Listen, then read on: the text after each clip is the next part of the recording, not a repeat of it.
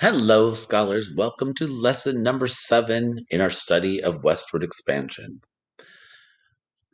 Today, we will learn how the state of Texas became part of the United States of America.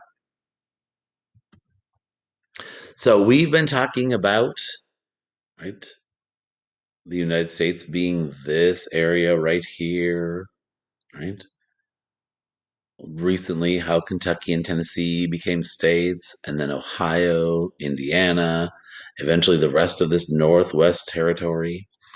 The Louisiana Territory, remembering being purchased.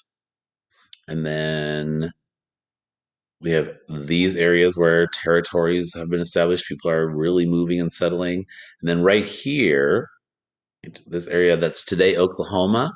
In our last lesson, we heard about many indigenous tribes of people being moved from this area, right, being forced off their land onto this land that the government has set aside for them. Today, however, we're going to focus on this chunk of land that is today the state of Texas and hear the story about how Texas becomes a part of the United States. It's quite an interesting story, so I hope you enjoy. It all starts, the story of Texas joining the United States, with Mexico owning the land that is Texas. So keep that in mind. Let me back up for a moment. As you probably can picture, right, Mexico is right here in this area, right, of Central America. So Mexico owns this land. They've broken away from Spain and they have this land, right? So today we're just focusing on this part, Texas.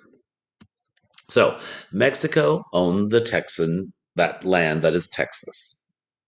Now, here's the trouble with that. Mexico owned the land, but few people from Mexico were actually living on the land that was Texas. Right? So here they have this land, hoping, right, that Mexican people will live there, right, using that territory, but very few of them are doing that. So an American named Stephen Austin asked Mexico if he could bring some American settlers there, right? Well, if you're not going to use the land, could I bring some Americans there? Well, the Mexican government agreed to it under a couple of conditions. The Mexican government agreed as long as the people who came, right? So the Americans who came converted to the Catholic faith, which was the religion of Mexico, and they agreed to become Mexican citizens, so citizens of Mexico, not American citizens. So, just an extra little fun fact, the capital of Texas, right, is Austin, so it's named after Stephen Austin, right? Now, not yet at that time, that's when it becomes a state.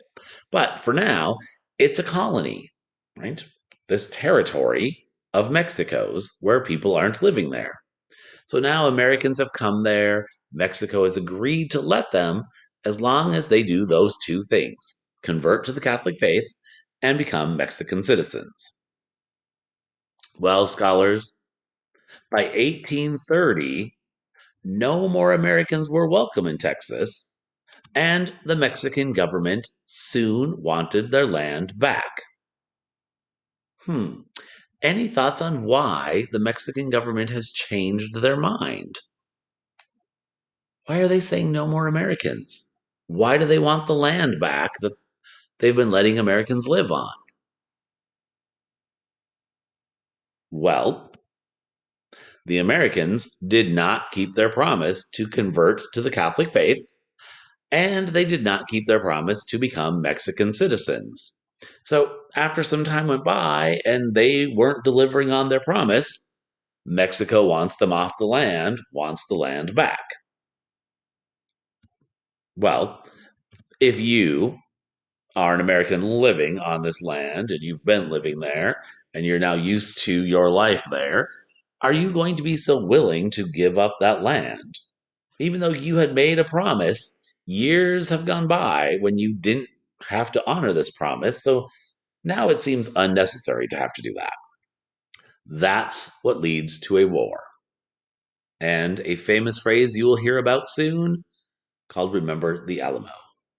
So instead of being forced off the land, instead of just giving it up and saying, oh, all right, you're correct, we did not keep our promise, off the land we go, Texas leaders instead formed an army because they wanted to stay on this land and they wanted to break away from Texas, break Texas away from Mexico, become their own country. So, as Texas leaders are forming their army, Sam Houston is the general of the Texas Army. And Mexico, of course, also has an army. The general of that army is General Santa Anna. You can see here at the top is Sam Houston, here, Santa Anna. You maybe caught a connection there, right? Sam Houston, Houston, Texas, right? The city of Houston is named after Sam Houston. So the two sides are getting ready for a fight, right? The people living in Texas not willing to get off the land. Mexico preparing to force them off the land. So each side is building its army, ready to fight. Some battles happen, right, along the way. One of the most famous battles takes place in the town of San Antonio. So San Antonio was being defended by the Texans. It's on the land of Texas. Remember, that's Mexico's land at the time, but it's where Texan um, American people have been living on the Texan land. The Texas Army took shelter behind an abandoned mission building called the Alamo. Now, while they're there, fighting goes on for 12 days. Back and forth, the fighting, right, the volleying of shots. Well, after 12 days, the Mexican troops storm the Alamo, and all the defenders of the Alamo are killed in this fight. Even though they won, 1,500 soldiers from the Mexican army were killed. Now, scholars, an interesting connection here. This might sound familiar. The Mexican army had to retreat two different times in this battle to get the Alamo, right, to defeat the group defending themselves from inside the Alamo. It wasn't until the Texans ran out of ammunition that the Mexican army was able to, that third time, storm the Alamo, taking it over and killing the Texan army members who were there. So when I asked if that sounded familiar, it should hopefully have reminded you of the Battle of Bunker Hill in the American Revolution. Now, that did end differently. Remember that Battle of Bunker Hill, which actually took place on Breed's Hill, right? The American side defending the hill, and the British tried to gain back control of the hill. Twice they had to retreat, and it was finally that third time, as the American army was running out of ammunition, that the British were able to take over the hill. Now, luckily, that ended differently. The American soldiers were able to retreat and get away. It wasn't until, or it wasn't that case at the Alamo. There, the Texan army was defeated, killed.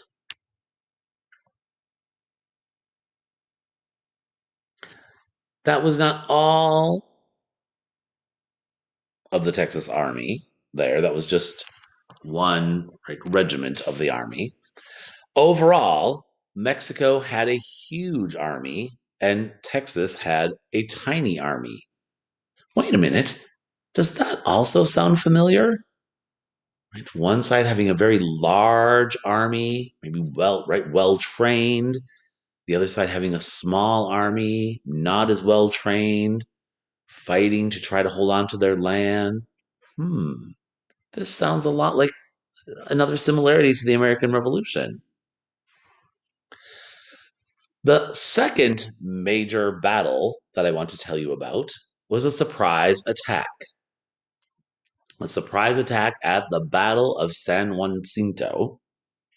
The battle there lasted less than 20 minutes.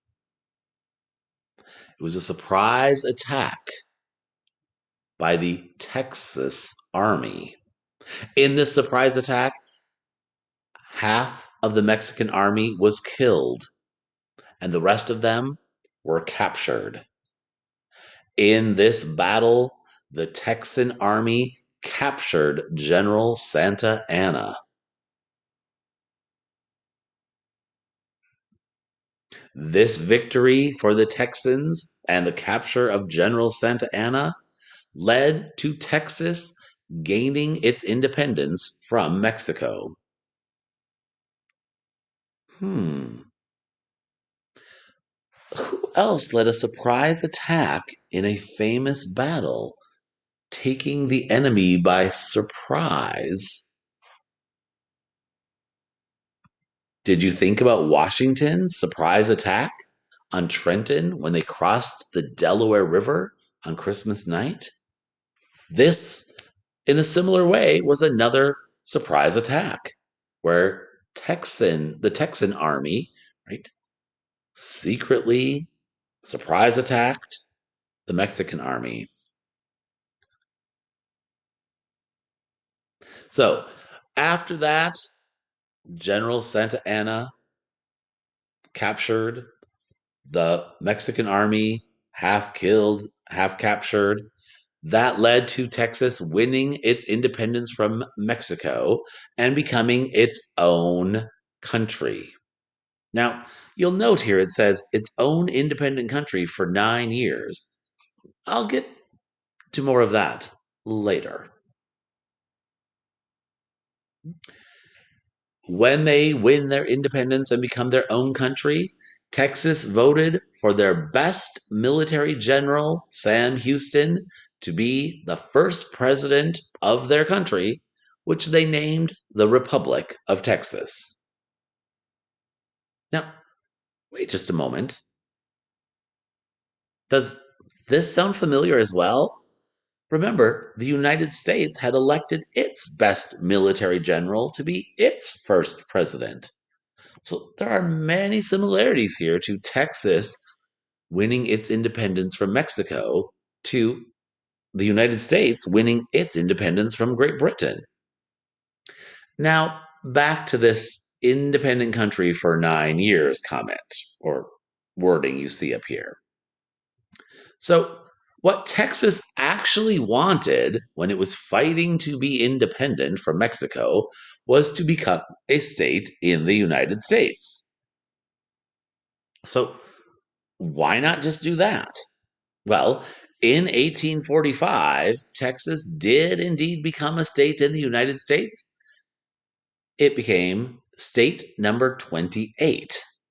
But you might have just noticed, right? It did not become a state right away when it won its independence from Mexico. Here's why.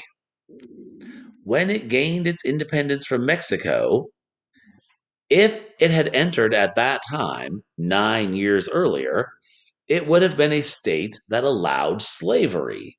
And many people in the United States did not want that to happen, right? Congress did not want that to happen. They held off on letting Texas become a state when it won its independence. But Texas worked over those next 9 years trying to convince Congress. Well, right, new members were elected to Congress over that time, and 9 years later, Texas was approved by Congress to become the 28th state. Interestingly, when it did get approved and became state number 28 in 45, slavery was still allowed, just as it had been when it tried to enter 9 years earlier. Hmm.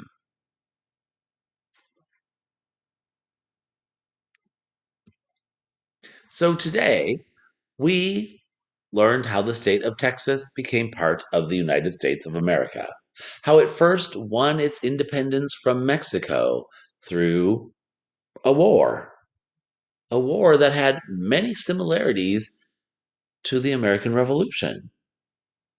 And then at the end, we heard how it really, truly, that whole time wanted to be a state in the United States, but why it couldn't right away.